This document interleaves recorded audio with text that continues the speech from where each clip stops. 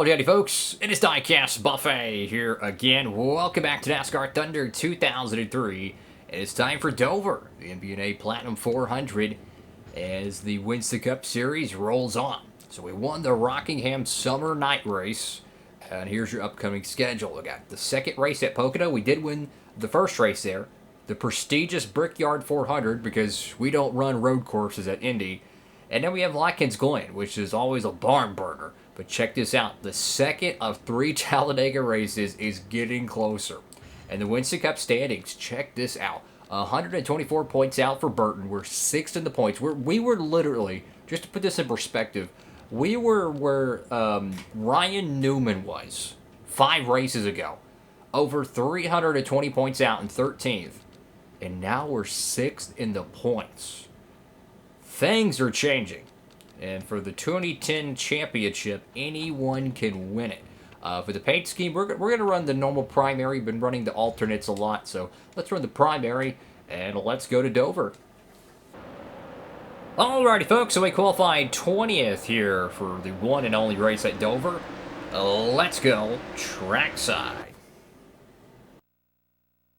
Welcome to Delaware for the running of the MBNA Platinum 400 at Dover International Speedway. This is a tough track, both physically and mentally.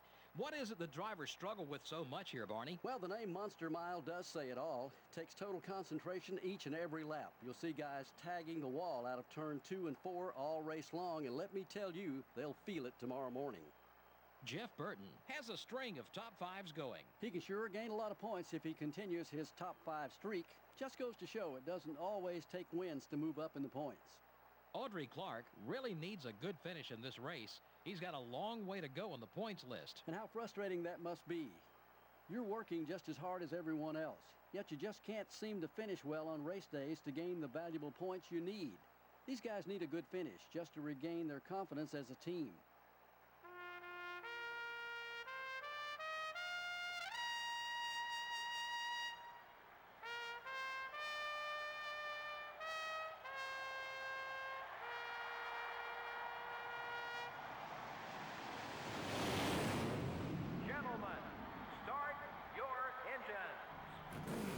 Alrighty, folks, here we go. It's Jimmy Spencer. You remember that first season in this playthrough where he had, like, I don't know, like 5 poles in 2002? Well, guess what? He's got another one. This is going to be very interesting because I'm looking at the top 10. I'm seeing Jamie McMurray. I'm seeing Scott Wimmer. I'm seeing Ashton Lewis. Some fantasy cars. The top 10 cars are going to be pretty slow. But, hey, man, let's see how this one shakes out. Qualified 20th on the outside. 40 laps at Dover. We're going to be very conservative here at the start. Oh, great defense. Sorry, Ward. I want the bottom. I'm willing to give up a position or two. Run the bottom. And let's see how we can push this car. You know, Dover was not on the schedule for every season in this playthrough. There was some seasons this track went vacant, so it's good to see it back on the Winston Cup circuit. Let's see if we can keep the momentum going. I mean, we are a legitimate threat for the championship after having the best summer possibly of Jeff Burton's career. And drive for another championship, very much alive in the twilight years of Burton's Cup career. We got Biffle and Elliott Sadler 2 abreast off the corner. Dover is such a fun track, man. It is such a fun track. I'm so glad to see that the Gen 7 car actually runs pretty good here. Because Gen 6 almost made this place a parking lot. That's how bad the racing got here eventually. But early Gen 6 racing was fun in 13 and 14, but man, 2015 came around, it was a dumpster fire after that. But Gen 7, that Dover race that Chase won, not because he won it, but it really gave that magic back to Dover, in my opinion. Because for the newer fan out there, they used to run here twice every year. And they used to, I mean, look at the grandstands. This is based off the year 2002. There was grandstands all around this racetrack. This was not just some, oh, ho-hum, we're going to Dover. No, it was like, wow, we're going to Dover? It's going to be a barn burner. They used to advertise this track to be as aggressive and as a wreck fest as Bristol. And then eventually it became I wouldn't say a meme, but it came kind of a laughing stock track on the schedule. Like, a lot of people consider New Hampshire. No disrespect to that track, but, you know, it's pretty tame up there. So anyways, tire wear slowly becoming a factor. You can see the car starting to kind of, you know, filter out, like the 46 car, all the way back to 19th, barely holding on. You can see McMurray, he is fighting that race car. Qualified in the top 10, well outside of it. Jeff Gord on the high side, trying to make some momentum. But honestly, the car feels pretty good. I'm pretty happy with it. Come on, come on, come on. Oh, Jarrett blocking there. Come on. I do think we're catching a little bit of a break with some of these slower cars just holding up everybody. Oh, sorry, Jarrett. That was terrible. I'm so sorry. He was blocking us, but I was not trying to hit him there. I was trying to get underneath him, and he just, you know, I ran into him. It happens.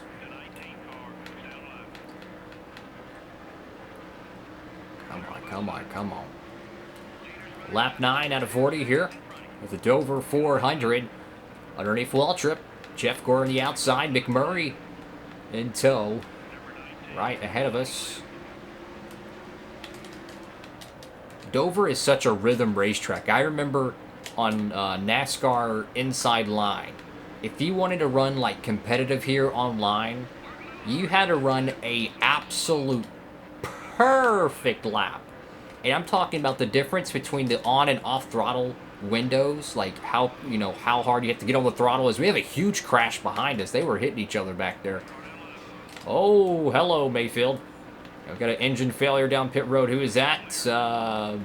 I couldn't tell if that was the 30 car or the 55 because there's an alternate paint scheme, but I think it was the 55 of Hamilton. But as I was saying, when you dive in the corner, you have to get to the throttle at a perfect time on that game, NASCAR Inside Line.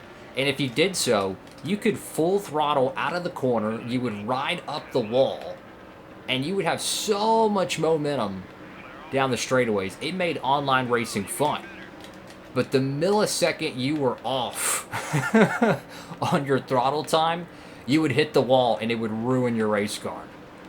Obviously, this game's significantly more forgiving in that retrospect because, you know, just the way the racing mechanics were. I much prefer the Thunder Chase of the Cup and NASCAR 6 mechanics myself than the Inside Line game mechanics. But this track is a very fun one to drive.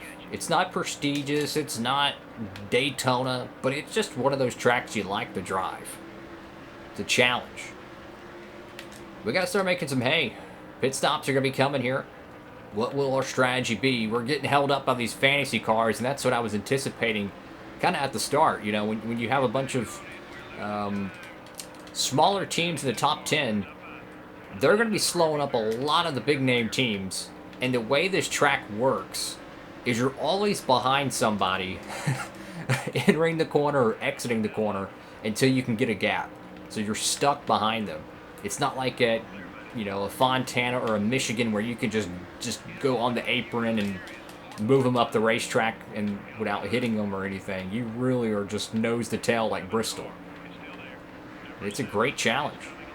I mean, to me, Dover, it really deserves more respect, and that's why I hope Gen 7 continues to be good here, because it's a great racetrack. It really is.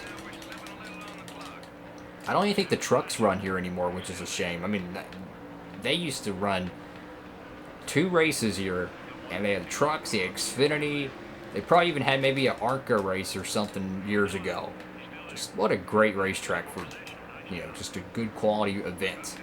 Let's get a top 5 update, and right now it's Sterling Marlin, Earnhardt Jr., and Jimmy Johnson. Bill Elliott possibly having the run of the year for that Evernham camp.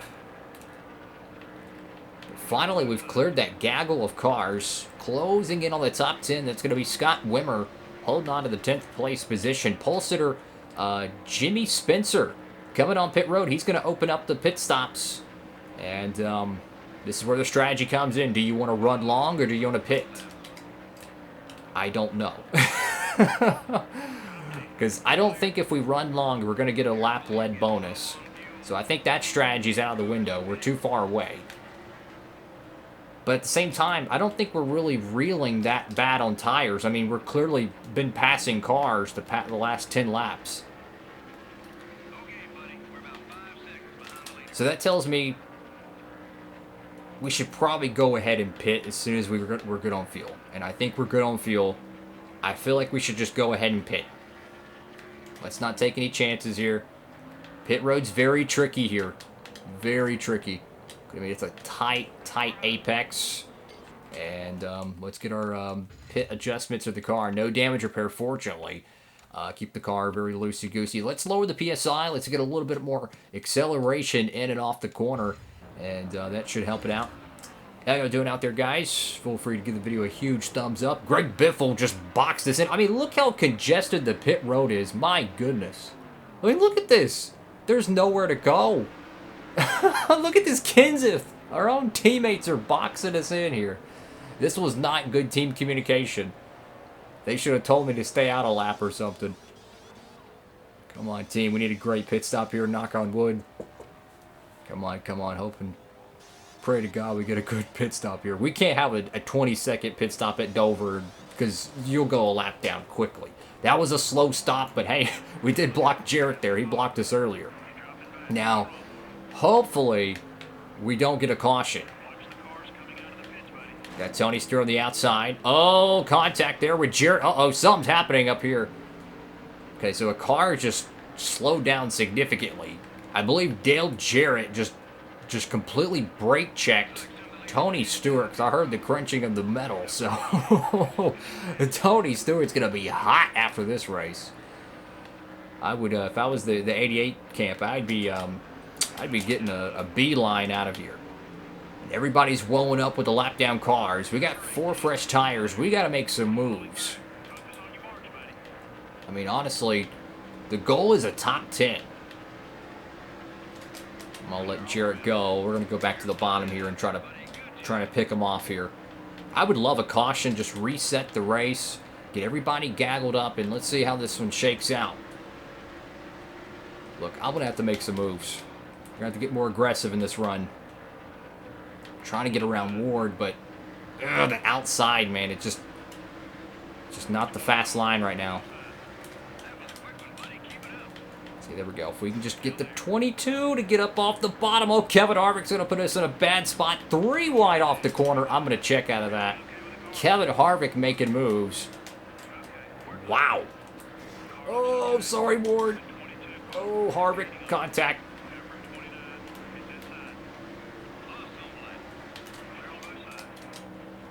There we go. Oh, sorry, Harvick. I mean, you pretty much got to move them off the bottom. I mean, it really does race like a oversized Bristol. You're not going to get around them unless you make them move out of your way. That's just the way the AI runs here, which I don't blame them. I mean, hey, if it's effective, do it. And the way the banking is in the corner, if we did what we just did right there, the car likes to wash up into apex. So if you dive in the corner on the low side, the apex pushes your car up. If you're side by side and you don't kind of prepare for it, so to speak, you're going to hit the guy on the outside.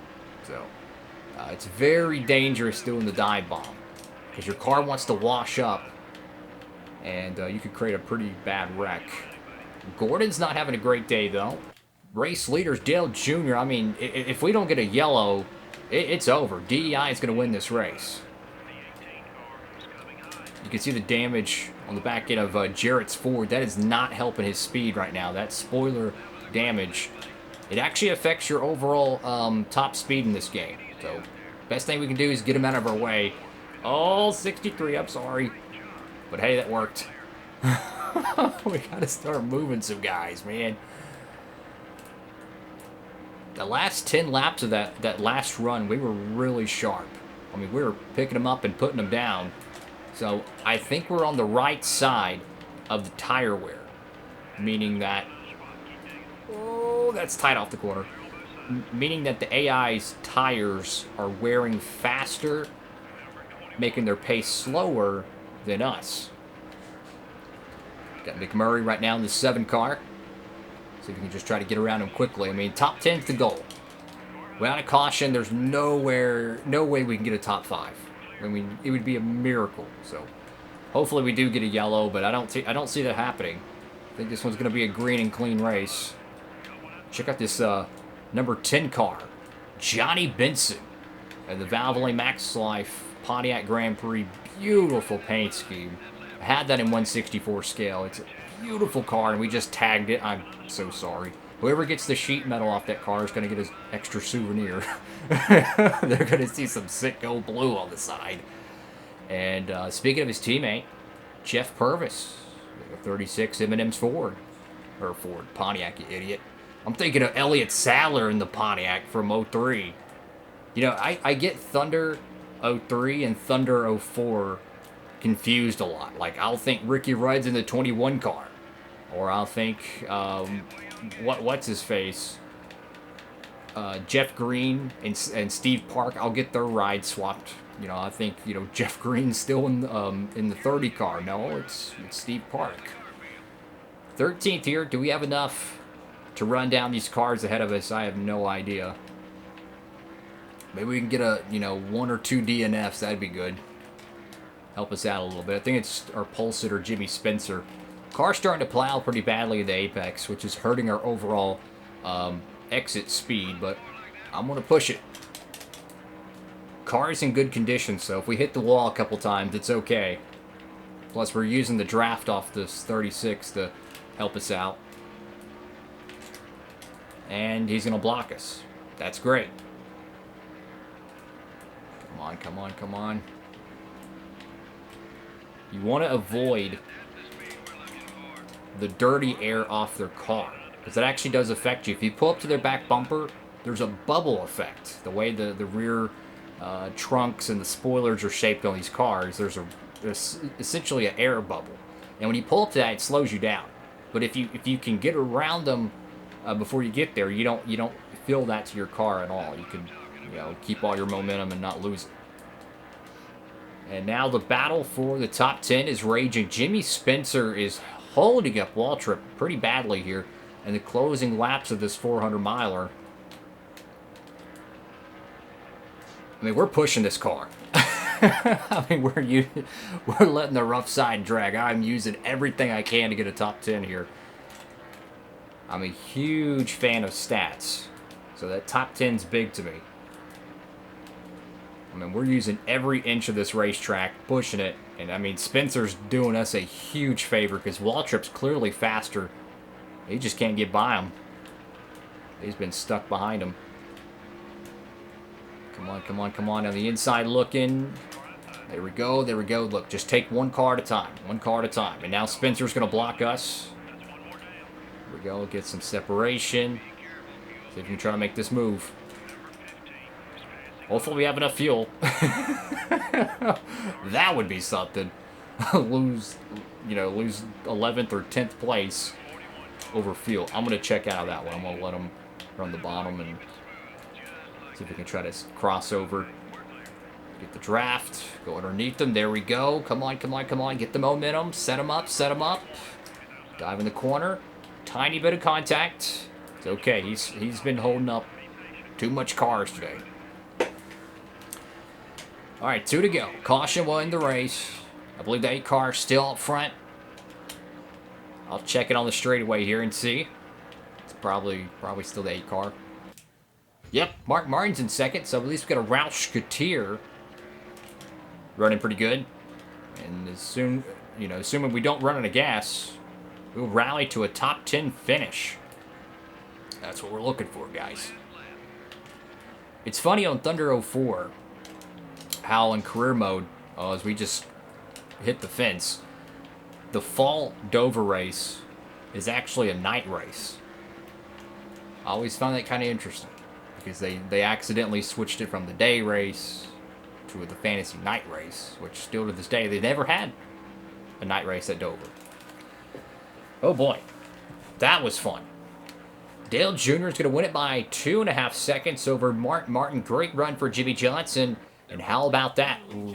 What's his face? Kurt Busch even got a top 10. Wow. So that was a good run for the Roush Coutures. Got 3 of them in the top 10. Junior, I mean, he put on a whipping. I mean, it wasn't even close. 17 laps led there. He probably, you know, should have led more, but the pit sequence being green flag probably did him in. Marlon was up front ahead of Junior early in the race. But let's look through the entire finishing results here, guys. Oh, Jarrett, not a great finish there. 16th, then Gordon. I mean, he's been hit or miss. He's been really good at the last two short tracks, but it's going to be tough. Tony Stewart, bad finish there. Kevin Harvick's cooled off after his midsummer run. And the bottom of the barrel is going to be Bobby Hamilton. So it was the 55 that had the engine go south. Well, thank y'all so much for watching the video. Make sure to like, comment, and subscribe. And hope to see you tune into the next Winston Cup race, wherever we're going next. I think it's Pocono and then Indianapolis. Stay tuned for that. That's going to be a lot of fun. And, of course, for all your NASCAR diecast shopping needs, use that code DIECASTBuffet over there from our friends at Circle B Diecast. Link in the description about that. So, Dover, Delaware, in the books. We survived in advance. Hey, Bill Elliott got a top 10 as well. That's really good for him. That's all for now. Diecast Buffet, signing off.